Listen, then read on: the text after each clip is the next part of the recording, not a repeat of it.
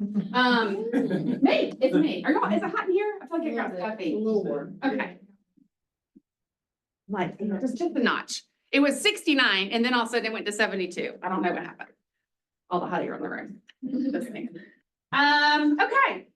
So a couple of updates really quick on NAR stuff. So one of our meetings last Sunday, I went through every single active listing that we have and I chatted some people, I don't think anybody's in this room maybe, but went through the compensation field, the percentages and what's supposed to be there. Nothing. Nothing, that's Not right. even the percentage. Not even the percentage sign. So Georgia MLS took the field away. FMLS still has the field there that you can still put things in. Do not put anything in that field. Not a 0, not a percent sign. Don't put below a comment that says contact agent directly. Nothing. Literally nothing. Does everybody know how to make sure that blank is empty? Space bar? It's not a required field, so you can just. It is not a required field. You don't have to put anything. You don't have to put anything in there. So, and remember that what's in there, you put in there, so you must take it out. How many instances did you find?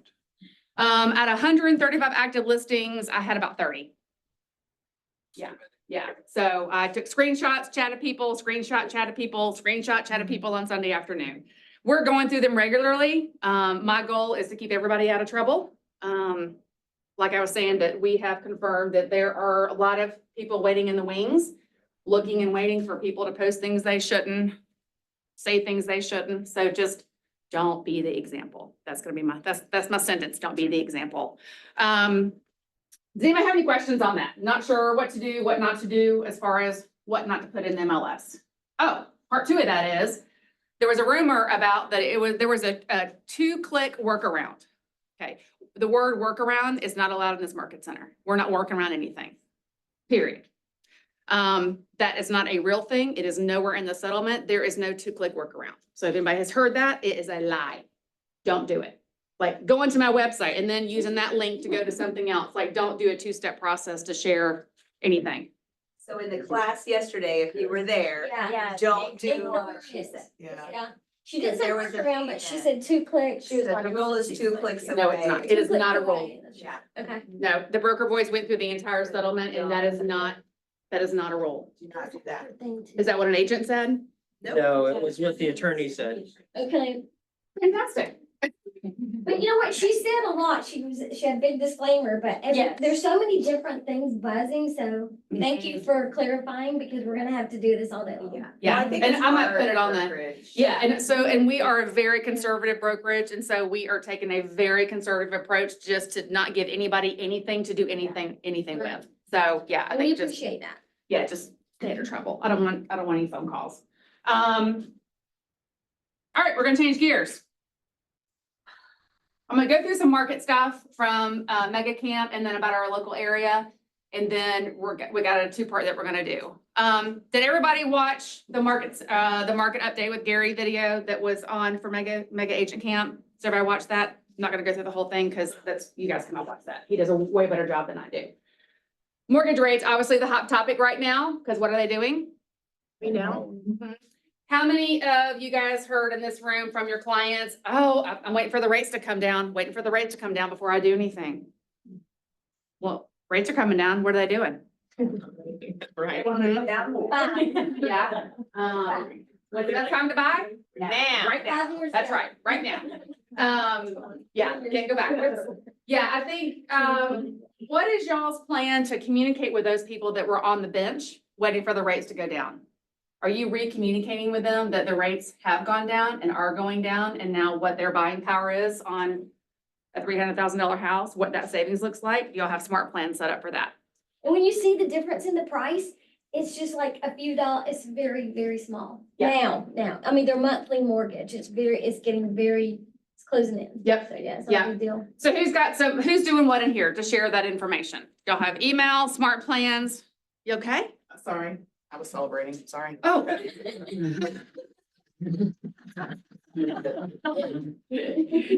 back to that. How are you guys reaching your clients? Are you reaching your All over clients? the way. So note to self, if you're not reaching your clients, please reach your clients. Call me, I Uh-huh. can help you. Smart plans. Smart plan. Uh-huh. Yeah. you know, Keeping Current Matters has all the stuff that you can send out that you can update on, to do, all the templates that you can share, the KCM stuff. Guys, this is a huge opportunity. Seriously, like if rates are going down and people 6 months ago were like, oh, wait, I need the rates to go down. Be below 7, be in the mid 6s, be in the low 6s. And there's so much new construction, the incentives they're offering. I mean, we had one in here a few weeks ago. What was it? $65,000, $55,000 in incentives they're offering. Oh, yeah. Buy downs 4.95% rates using their preferred lender. So there's huge opportunities out there. Do you know what new communities are going on around here? Are you guys driving around every day looking at 5 homes, looking at the communities, getting to know the agents in there? So just make sure you guys are, because this is a huge shift for us, and a lot of leverage to use in getting your buyers back in the game. Mortgage rates, again, this is just through July and it's a little bit lower than that now. Again, just talking about rates. I know everybody's probably seen this a lot of gazillion times. This again is what Gary shares at FM Reunion and at Mega Camp. But you can see, he did talk about don't ever say we'll never see 3 again, because they said that years ago. We saw 3. So never say never. And there's no time like the present to buy, because you can always refinance. So anybody have any thoughts on the rates? You guys have preferred lenders, having conversations, know who to talk to about it, all the things? Yes? Looking at the time from like January 15th, when it was 3.67 to March of 21, when it was 3.0. 2015. Yeah, 2015. January Yeah. 2015 to March of 2021. That's a long span of time between, you know what I mean? So we might never say never. That's what I But said, it's gonna never say- would take a while Yeah. to get there, Yeah, so. never say never, but we're going in the right Yeah. direction. So that's a positive turn. Well, and the news is gonna pick up when rates are going up. The news isn't necessarily gonna pick up when rates are going down. Yeah. Especially with political ads right now, there's a lot of misinformation out there. Yeah, it happens. And so we just wanna, we need to be their local economist of choice, and this is a message that we can take to them. Yeah, 100%. So just, and these slides are all available if you want to include these in your presentations, conversations, all the things. This was interesting. 76% of homeowners have at least 50% equity in their homes. Do you guys track how long people have been in their homes? On FMLS. Remind, you can go pull it and remind. Cause they say what, every 7 years and then the 14-year mark. And so if you go into Remind, you can go pull that list in a neighborhood. If you want to market to a neighborhood and hit the folks with 14 years of equity or 14 years of been in the home. Yeah. I mean, think about the timeline, are their kids going off to college, that kind of stuff. Right. So, Yeah, that's a lot. yeah. That's a lot of money people are sitting on that they could invest and do other things with. Gwinnett County, new listings last 5 days, 184. Thanks, David, for these. Under contract last 5 days, 111. Sold units, 48. Average days on market, 29. What do y'all think about that 29? Are y'all feeling 29? Yes. Are you feeling Yes. 39? Are you feeling 9? Feels like a million. Feels like way longer. There's every market or there's pocket markets. Yeah, we got a tale of Yeah. two markets Yeah, right two now. markets for Yeah. sure. We got some houses that are still getting multiple offers, some houses that are listed that haven't had a single showing. Right. So I think it's very, all over the place. Average sales price, for list price, when it sells, 98.27%, Awesome. which is great. And total active listings in Gwinnett County, 2,826. For our market center, last month, we took 72, we closed 80. Our average sales price last month was $443. June, what do you think it was in June? It was 32. higher than that. It was $593,000. Oh. Wow. Check out that difference. So yeah, everybody felt that too, right? All of a sudden it was like, the slowdown. Yeah, so it's picking up again now because I see the projected things coming in every day. But our GCI per unit is 12,136. Last month it was almost 16,000. So for gross commission income. Thoughts? I heard somebody go, wow. It's a shift. Yeah. So just got to pivot and do the things. Yeah. Really quickly. Can we go So back to that slide for just a second? sure. I do want to make sure everybody understands average sales price does not mean that we went from 530 to 443 in terms of like a price drop. No, Like, that's just what's selling right now, correct, correct. right? Yep. People can afford. Yeah, Mhm. And it's more affordable. So that's a plus. How do you guys articulate to your clients what's going on in the market? Do you send emails? Do you make phone calls? Do you send text messages? Are you sharing with your clients what's going on in the market if they're at some point want to buy? Yes, this is interactive. Yes. Yeah. Yes. Yeah, Mhm. yeah. If you're not, please do so. There are tons of value adds. These are all easy calls, cold calls, easy conversations, these are just easy conversations to have on what's going on around us. Part of knowing the market update, do you think it's valuable that clients know that you know what's going on in the market? We're gonna talk about value proposition. Who in here knows their value proposition? Raise your hand.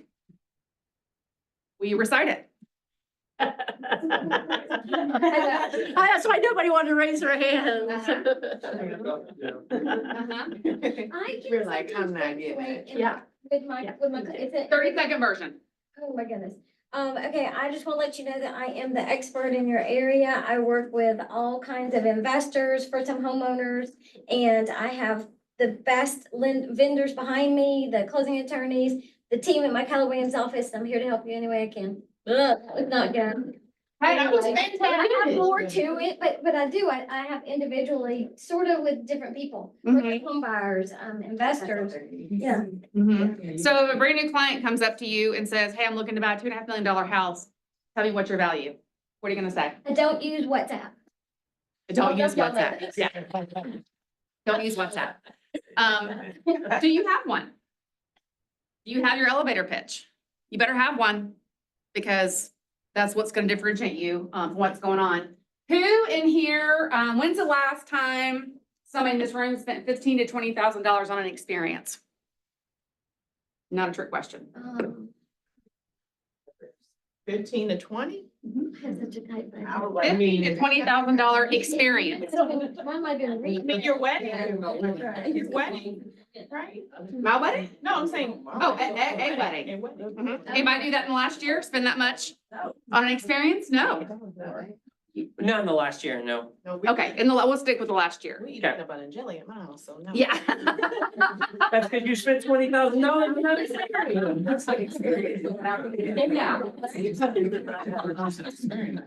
How are you articulating that your service is worth that?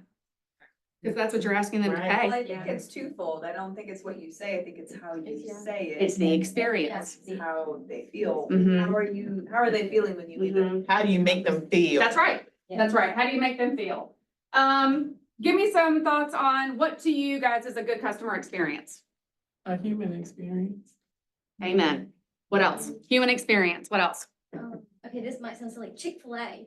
Chick-fil-A, the experience at Chick-fil-A it stands above everybody. Mm-hmm. But what do you do? I stand above everybody. I put my client first and I listen. I've learned really to listen and be empathetic and support and help. Yep. Listen Who and else? help. Talk about what, So listen and seek to understand. love it. Yep. Provide resources, I think. Mm-hmm. Is all of what you guys are thinking and or saying, is all that in your buyer presentation? That you're telling them what you're doing to add value? Okay. My- Do you believe what's in your buyer presentation is worth $15,000 or $20,000? Yes. Worth more than that. Mm-hmm. Not a trick question. Do you guys believe? Yeah. That is a resounding yes. Yeah, Yes. Yes. Everybody say yes. Yes. If you can't say yes, then that's a different conversation. I did that list of what I do as a buyer's agent and I have to look over it before I go on a buyer's consultation and just say, hey, am I really doing these things? Am I really going to do these things? Right. Because I'm not gonna say it if I'm not going to. Mm-hmm. So here's an action item for you. If everybody, when you leave here, write down 5 words that describe you. Those 5 words that describe you should be in your value proposition. Because if that's what describes you and you believe in that, it should be what you're articulating to others. So just something to think about. How do you curate an experience for buyers that's worth $15,000 or more? What service have you paid for that was more than that? We just talked about that. This is a great little video that I came across. I'll let you play it. Don't call me a lead. Or a transaction. I'm more than that. I'm your your customer. customer. I expect more than just service. I want an unforgettable experience. An experience that delights me, wows me, exceeds my imagination. My customer experience isn't defined by you. It's defined by me. It's not one size fits all, but personalized to me. I expect you to listen to me, because my point of view is the only one that counts. I'm more connected than ever.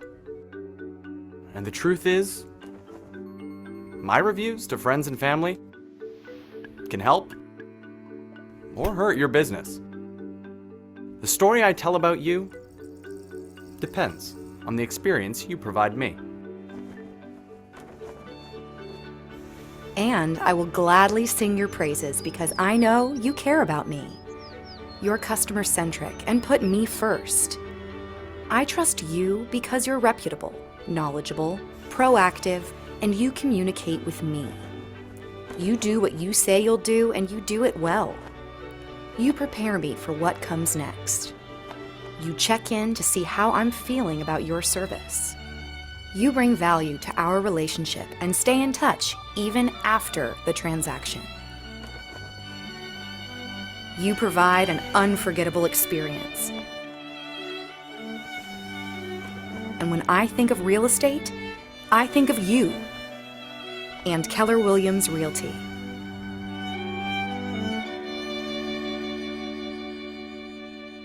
What'd you guys hear in that? About you. Yeah, it's all about them. Yeah. Make it an What were unforgettable, some bullet points? unforgettable experience. Integrity, trust, listening. I heard the word proactive. Anybody hear the word proactive? Everybody likes to get when you communicate with them versus them having to ask you all the time what's going on. That's huge. What else? They're more connected. They're more connected to what's going on too. Value, super communication. That's what stands out to me in that. Super communication. Be an over communicator. Well, and your client's perspective is the only one that matters, and so it doesn't matter what we say, it only matters what they hear. That's right. What they hear and how they feel. Make her work. Who's on your team? Who else? All the vendors. Everybody. Everybody. Everybody knows they have a team, right? Everybody knows this room, you got a team. Our vendors. Our vendors, that's right. The whole picture that I shared that has all our vendors on here. Do all the people that are on your team, do they understand what your standards are and what your customer service expectations are? But do that. Have you articulated it? That's right. Have you guys shared your standards and what you expect when they do business with your clients? Something to think about. If they don't, then how is their client experience gonna match what you are telling them you're gonna provide? Right, it's like if they don't respond to a client or if they don't Right. follow up. Right. Then the client's If you're a like, super well, communicator and proactive makes you and look they're bad. reaching out to one of your partners and that is not felt, what's that gonna turn into? Doesn't feel good anymore, right? When they are an extension of you, not to put y'all on the spot, sorry. We love y'all. But it matters who you're in business with, and we say that all the time, and I think we say it kind of flip it almost, but it does matter. And that's why these people that are in this room, they've been here for a very long time. We've done business with them for a long time, and that goes for any market center. You know, all of our vendors that are in this room and in this market center are not people that I found in the phone book or Google. Oh, that's really bad, just showing my age. But yeah, so I think just understand who's on your team, make sure that you understand it is a team and how are you sharing? And are those people in your presentations? Not contact information, but what value are you putting in your presentation to 10 home warranty, for example? Immediate listing coverage when your listing goes live. Is that in your buyer presentation? Thank you, seller presentation. Free, any home inspections, anything that anybody's doing, and because you guys have gotten the phone calls that we're about to put a promotion out and share all of our vendors, any specials or any offerings that they offer to our agents in our market center, that's gonna be part of our recruiting packet. Because that's a value add. That's part of what you get being part of our market center. And to me, that's a big deal, because not every market center has that. The 210 thing, only 3 market centers and all Atlanta Partners has that. Not everybody does. So that's a win for us. So it matters who you're in business with. Who in here has had to have a buyer meeting in the last week to get the BBA signed, not on the hood of a car? Anybody? Well, yes, not in face to face, but sorry, Dara. Yeah. I'm sorry, I'm trying. Could just say electronically. Electronically. You can say. Rewind. Yeah, anybody else? I mean, go ahead. Amy, go ahead. What do you want me to share about it? Just what, like, was it a hard conversation? What was your It experience? was very simple. Okay, I just didn't even I had to make it a thing because they had been working with an agent prior who didn't have them sign anything. And they wanted to switch. So I had to, well, this was, months ago before it was a requirement. So I did explain to them the shift and they like signed it within 2 seconds. It wasn't even a thing. I just said, this is what it's gonna say. This is what we're looking at, and talked about the negotiating potential and, that I would work on their behalf and, just get them their dream home. So, yeah. is that a hard conversation? No. Yep. Kind of talked about already, what are your standards? Do you know them? Who are you sharing them with? Does everyone you work with know them? Kind of already talked about that. Should have used the clicker, but I didn't. It's all good. How many of you are sharing valuable information that they cannot find on the internet in your buyer presentation? Everybody's like, oh. More so listing. Yeah. Presentation, Mhm. but yeah. But I mean, everybody's gonna Google everything, right? You know what they're also doing? They're Googling all the people that you say is part of your team in your buyer presentation. They're Googling Brian. They're Googling Rob. They're Googling Sammy. So that's why it matters to me, who we're in business with, and that's why it should matter to you who you're in business with. Because if you are going to add value to your buyers, make sure they're valuable. So, because not all of them are, unfortunately. And I mean, if you have a buyer, for example, that you've been working with for 6 months and you know what they're looking for, but they're always reaching out to you first because they found a house on realtor.com or Zillow. Is that good? Is that good? No. Because they're finding stuff before you are. It's, Okay.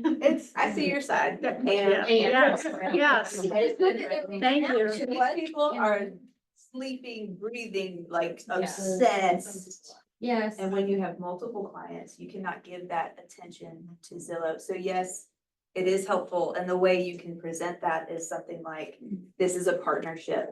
And you may come across something that I may not find immediately. So if you do see something that sparks your interest, please go ahead and send that to me, because the more eyes, the better. Well, and the other part to that is they change their criteria and Yeah. they'll And go something find else will pop something up. on Zillow without sharing it. 100%. You know, So then it goes to asking questions. yeah.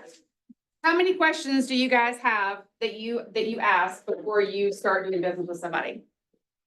Maybe 7 top ones, I think. Yeah. Okay. Do you ask, how do you feel about living close to power lines? Do you ask, how do you feel about living close to a major road? Do you ask, is school walkable? Do you know the school districts in the areas that you're working with? Do you know what extracurricular activities those schools offer? Who's the decision maker? The husband or the wife? Or whoever? Could be anybody. Usually, it's probably the person that's more of the high I versus the C, which is usually the female, just saying. And But do you know those things? Are you asking those things? You should have a list of 25 questions. That's your action When item. it comes to schools and stuff like that, I usually suggest if schools are important to you, I refer them to greatschools.org or niche.com. So I'm like, we're referring them being the source of the source. Yeah. So that's a big part of, a lot of times, the communication or the conversation does revolve around, is school a big part of, Mhm. what's in your. This goes back to, So, yeah. what can they not find on the internet? What value do you bring about those schools that they can't Google? But see, yeah, okay, I see what you're saying, but the problem is that niche is gonna have one way of telling you about that school. Great Schools is gonna have another way of telling you about what that school is, and they can conflict. So I want them to, Do sorry? you know who you ask? How many people in this room have kids in school?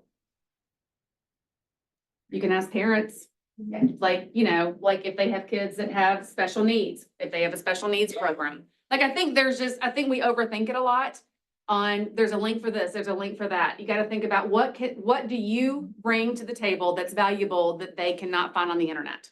I think what's most important is knowing your person. 100%. And it's not, are you qualified? It's like, you need to know their life. That's right. What are you doing? Walk me through your day. Where do you work? What is important to you? How Right. long is your commute? Where are you commuting to? Where are you commuting from? Do you have a dog? Is a yard, like little. Well, and do you know things commute need to times? know. And that doesn't mean you go in and look on your phone on Waze at that moment to look at commute time. You look at commute time at 7:30 when they're traveling. Like, Tell these them are, to drive it. And then when they send you a that's property, me. so when they Can send you sit traffic for an hour? No kidding. when they send you a property, Google Earth it. Is it next to a railroad track? That's happened many times for me. And I'm like, Absolutely. hey, I Me too. have 3 Drive by small it. kids. I want you to know that this is right next to it. And they're like, oh my gosh, thank you. That saves me time and it saves them time. Mhm. So just go the extra mile and dig Yeah. deeper. Yeah, And and I understand, and Chelsea's saying this, and Thea as well, they are very experienced, very successful agents. We have a lot of new people in the room.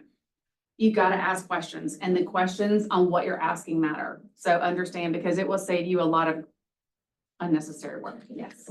And when you're asking questions, you have to position it in a way that benefits the client, not you. Correct. So it's like, look, Mr. and Mrs. Buyer, I know these are a lot of questions. We're gonna be saving you a lot of time. We're gonna help you find just the right house.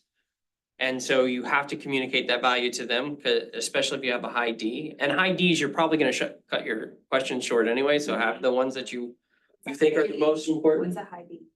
What's a high D? Well, I'm glad you asked. So a high D, so there are 4 different categories, right? And so Whole different class. personality. Personalities. Different personalities, and so a high D is just a driven, direct person, and they don't tolerate small talk very well. Bullet points. That's why I know women Like 7 simple. questions. Yeah, so know your audience, right? Maybe have a list of questions based on who your audience is, whether they're married, whether they have children, like what's important to them, like, you know, list out in sections based on what you know that their needs are. I have a client right now that the driveway is one of the most important things. They want acreage and they want a long driveway with a property on the back of it. So asking questions through that process, we had to circle around what was important to them. And I figured out, okay, having that very long driveway with the property on the back of the property, those are questions that as you dig. Right. Yeah. Yeah. Ask them if they have a bird phobia. When I was first in the business, I was out there on this tour, and these people came out, I said, it's like a bird sanctuary out here, you'll love it, and the lady goes running through the house, and I'm like, did I say something wrong? She had a bird phobia. Well, there you go. Yeah. Well, I want to go back to communicating with people about them telling you what's available versus you telling them what's available. Yes, you are correct. And do you think the majority of agents are proactively having that conversation? No, they're not. The rule of thumb, I think, is you want to answer the questions before they even know to ask. Right. You don't say anything, Right. which is hard to do, but it's doable. Yeah. But for a new agent in the room who has not had the experience, do you know what that looks like? And with the questions, like even when you feel like you're done, Mhm. ask like 2 more. Like Mhm. dig deep. Yeah, full Mhm. sandwich. The challenge is, can you ask questions for 15 minutes? That's a long time. Mhm. But How much can you learn in 15 minutes? So much. Well, So much. but the other thing is for someone new who may not know schools or whatever, go on those websites. Go look and read the different criteria and what's going on, of this school district or that school district, stuff like that. Actually, I think it's Great Schools actually talks about colleges and all kinds of stuff that I didn't even know. So Their I started, program. yeah, they updated it. So there's some great information out there to develop yourself up. Right. Yeah, are we allowed to talk about schools? Are we allowed to? Well, so that's the challenge. That's You why, can tell them what the school provides. yes, we You cannot can't, tell yeah. them your opinion on the school. That's the challenge is Mhm. saying, oh, that's a great school. We have to be mindful of, You don't know it's a great school. yeah, I don't know it's a great school. Right. So that's the reason why I usually go, they've got a great rating system. This one does it this way, this one does it this way, and it will help you to determine what meets your needs the best. That's right. That's right. What if they really push and ask you questions? That's like that happens to me all the time. Every single time people are looking for a house and they have kids. How far can you go when you talk to people about what the schools are like? Set up a meeting at the school. There you go. Mm-hmm. Because you know what? You're not the principal. You're not the expert of choice to talk about that school, whether you have kids there or not.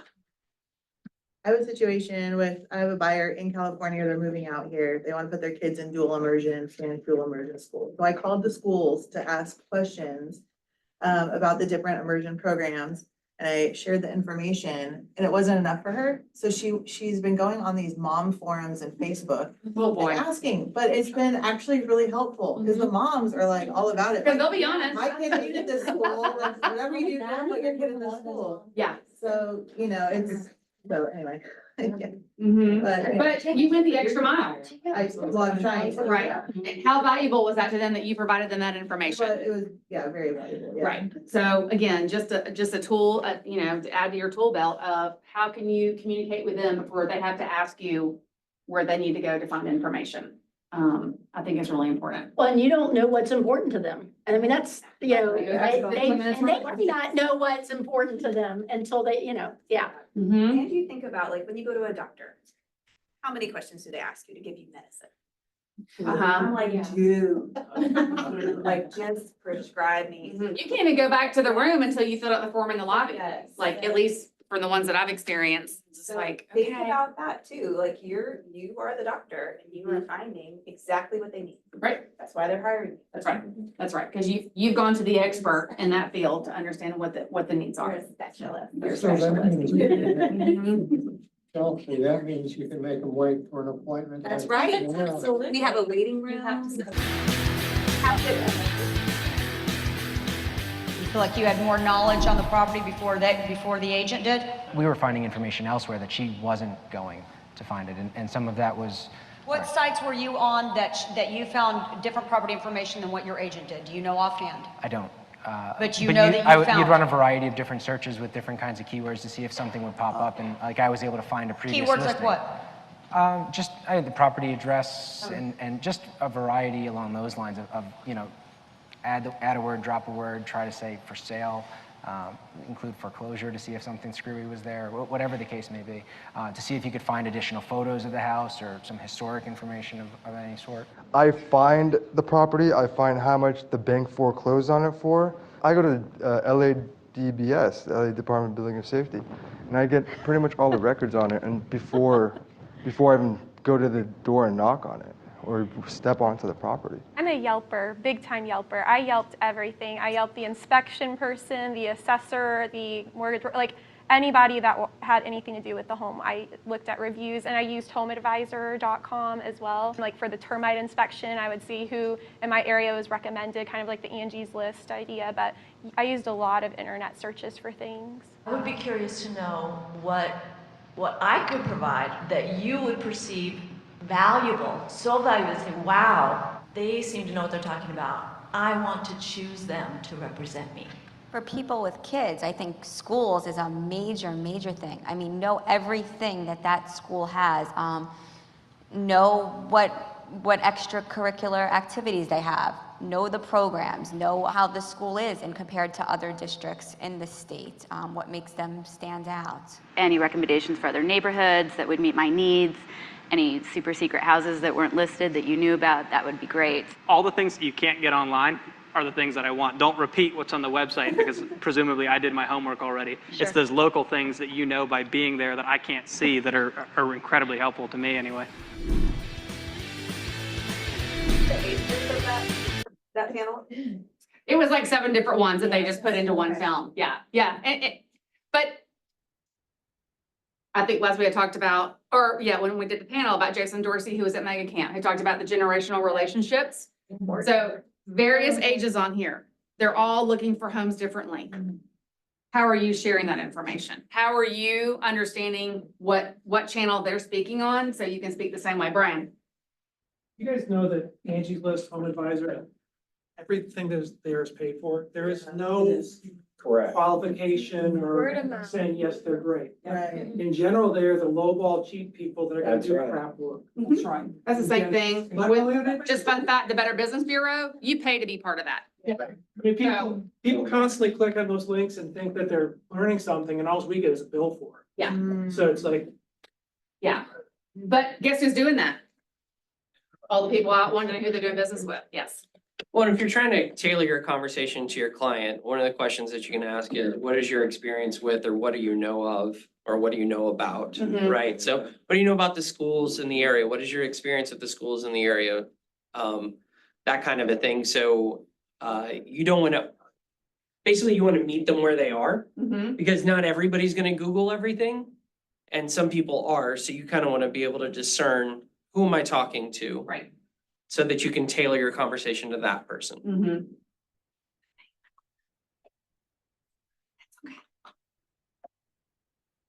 Talk about how customers have options. Customers need your help. What customers look for in an agent.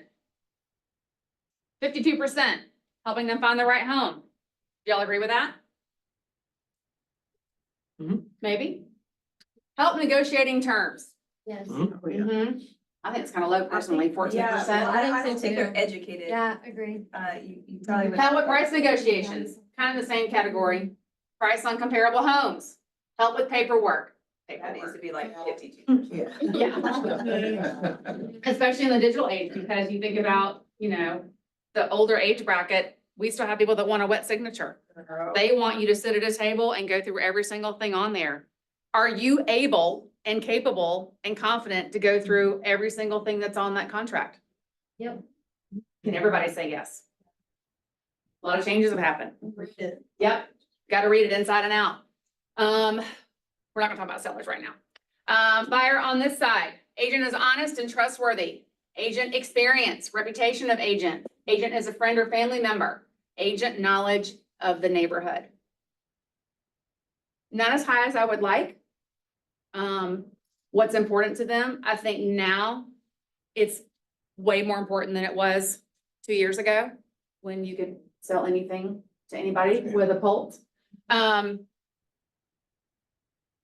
do you guys share your brand and reputation with your buyers? Not a trick question.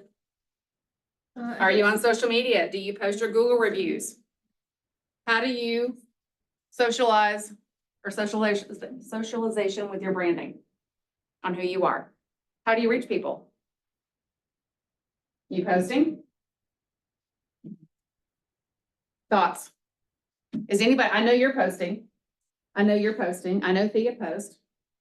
My last 3 listings is because I post. I mean, and it's not like, everybody's like, I want leads. Social validation. I am validating that I am out here doing the job. And I've gotten, the last 3 are referrals or, I've got one that's a referral that's on there. One's because of a video I did. And then, I've got 2 more that are coming up that are referrals. And all of it is because of social, just validation. Like I'm out there working and I'm getting instant messages and I'm getting text messages saying, hey, you're killing it. XYZ needs to talk to you, that kind of thing. So when you guys do a closing, how many people in here take a picture with their clients at the closing with their little house key and you post that? Only if my client wants to do With it, their consent. with their consent, because that's a big one. Yeah. And what if you did it where they post it and tag you, so then you can reach all of their friends versus you posting it and tagging them? can if they're savvy. Mhm. enough Yeah, for them. Mhm. I think it's situational. Yes, it is. Mhm. Yeah, and you have. You're hard today. True. I don't think it's the story you wanna. Or think about the general, like the Yeah. average of people. So if you can't do your client, do your closing attorney or your lawyer. Exactly. And do somebody. Right, but tag people, celebrate, that just Tell gets the you out. story. Tell the story. Right, telling your story, your closings, that sort of thing. Yeah, social validation, is really important. And how you reach more people that are not in your direct circle. So I think that's really important. We're not gonna do case study. Building your buyer presentation. What questions are you asking to understand what they're looking for? What's your skill set to save buyers money? Do you guys know that? If they say, what's your best skill set in saving me money buying this home? Negotiation. Are you a good Yeah. negotiator? Yes. Are you sure? Yes. 100%. Okay. How do you put that in your buyer presentation? How do you tell them what your master skill set is? Stories. Story, yeah. Do you include how much money you saved Yeah. on average your buyers? 100%, yes. Okay. Everybody in here do that? And stories about how you got them through a situation, either an inspection with your great inspectors or things like that. Yeah, and how you got them something that maybe they Mhm. thought they couldn't get. So those that are newer, you gotta know your numbers. You gotta know your numbers. If you don't know your numbers, you cannot articulate how you're gonna save them money, because that's not a fact.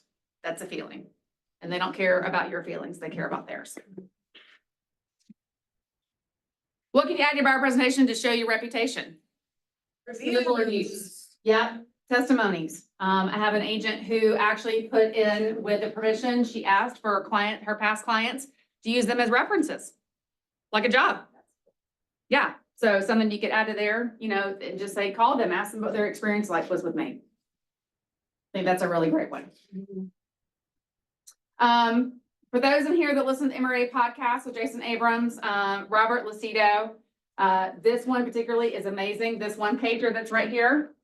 This is his about dictating your worth. If you guys are not listening to this podcast, it comes out every Monday. You are missing a huge opportunity. They're all about 35 to 40 minutes in a car ride. They are fantastic. Highly recommend that and everything is a one pager. Every interview that Jason does with all these top agents, all on Thursdays, they email out the one pager. So I think it's just another. By the way, did y'all know that KW gives you more education and more tools literally than anything I've ever seen in my life? It's a lot. They're trying to simplify it because I know it feels like a lot, but they're very valuable. Questions? This is like an hour and a half class that I've tried to cram in like 35 minutes, but I just, huh? Good stuff. Yeah, I just, action items, build a list of 25 questions. I think, that's a big one. Understand who your partners are, who's on your team. Are you sharing that information? Does your team member know that you're sharing their information? Does your team member know what your standards are and what your expectations are? Have meetings with those people. Are you? Have you met with all of our vendors in this office? How are you partnering with them?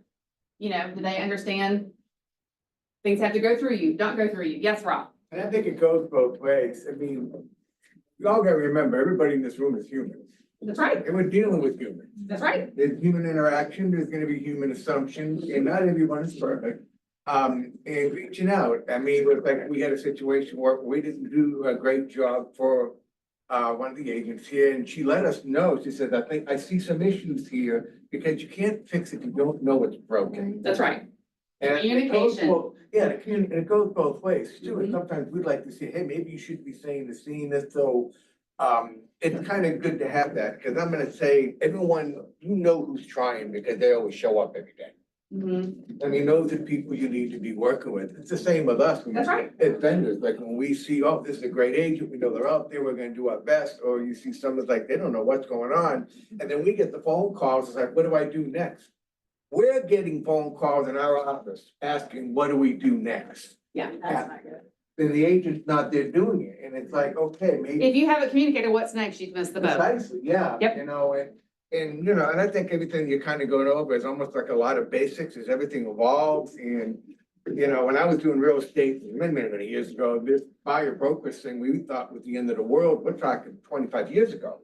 if they had a sign of, you know. Again, it's not new, just. It's not, it's just an adjustment. Right. Yeah, more transparency. Yeah, I mean, value is what you have access to and how you utilize it for leverage, right? I mean, at the end of the day. Again, we're gonna do some really lengthy classes on some of this stuff because it matters right now and it's gonna matter going forward, I think, for agents. I think for, Thea, you can answer this.